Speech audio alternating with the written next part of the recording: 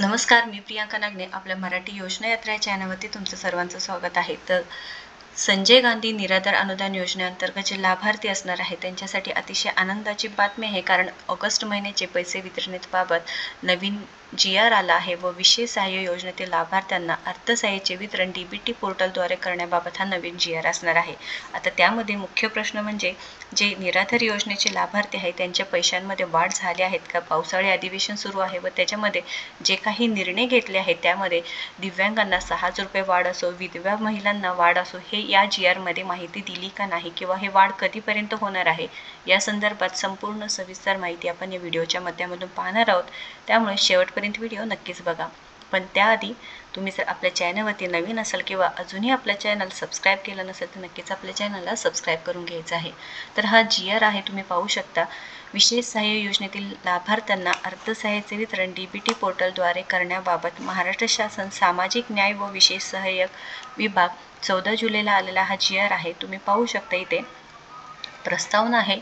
सामाजिक न्याय आणि विशेष सहाय्य विभागांतर्गत राज्य पुरस्कृत संजय गांधी निराधार अनुदान योजना व श्रावणबाळ सेवा राज्य निवृत्तीवेतन योजना या योजना आणि केंद्र पुरस्कृत इंदिरा गांधी राष्ट्रीय वयोवृद्ध निवृत्तीवेतन योजना, इंदिरा गांधी राष्ट्रीय विधवा निवृत्तीवेतन योजना व इंदिरा गांधी राष्ट्रीय दिव्यांग निवृत्तीवेतन योजना या योजना सर्व राबविल्या जातात.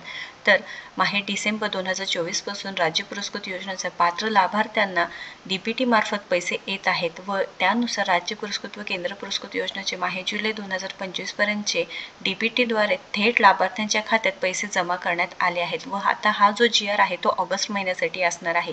तर शासन निर्णय काय आहे?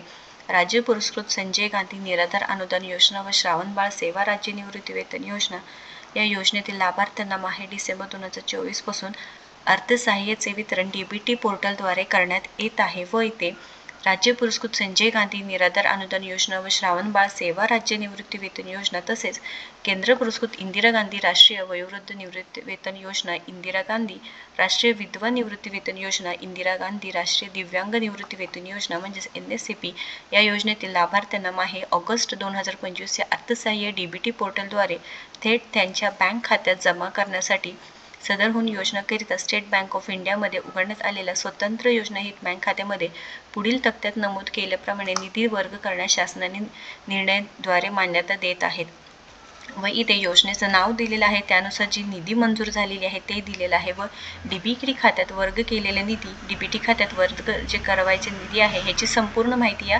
टेबलमध्ये दिलेली आहे.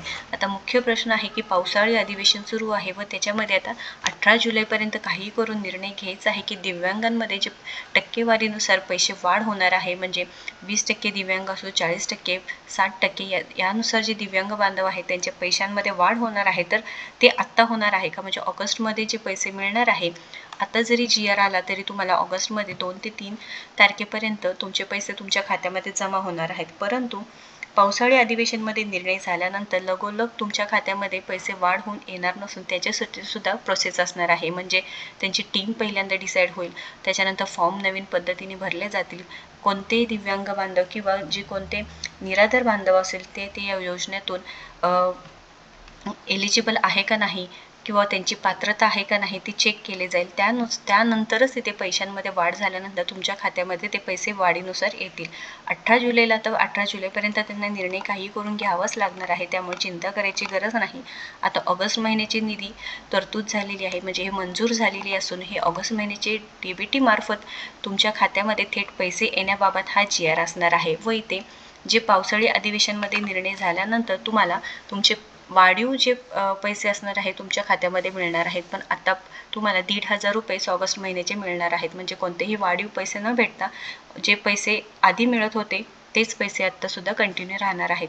जे पैशांमध्ये वाढ झाल्यानंतर नक्कीच इथे आपल्याला अपडेट येणार आहे, त्यामुळे नक्कीच आपल्या चॅनलला सबस्क्राईब करून ठेवा आणि पैशांची वाढ झाल्यानंतर जी पुढील प्रोसेस असणार आहे ही संपूर्ण आपल्या चॅनलवरती येणार आहे. त्यामुळे नक्कीच या व्हिडिओला जास्तीत जास्त शेअर करा आणि अशाच महत्त्वपूर्ण माहितीसाठी आपल्या चॅनलला सबस्क्राईब करा. धन्यवाद.